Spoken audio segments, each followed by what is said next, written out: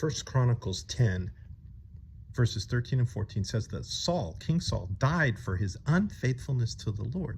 It says that the Lord took him. He did not inquire of God, and he ended up dying because of his unfaithfulness. And I read that and it got me thinking, do people today die because of their unfaithfulness to the Lord? And what about people that, I can think about, maybe they haven't been unfaithful to the Lord. Does the Lord kill them? And I was starting to think about this, and then start to think about my own life and my faithfulness and or lack thereof sometimes. And then I got to thinking that for us in the New Testament, for those of us on this side of the cross, we could say Jesus died for the unfaithfulness of Pat, or Jesus died for the unfaithfulness, or put your name in there.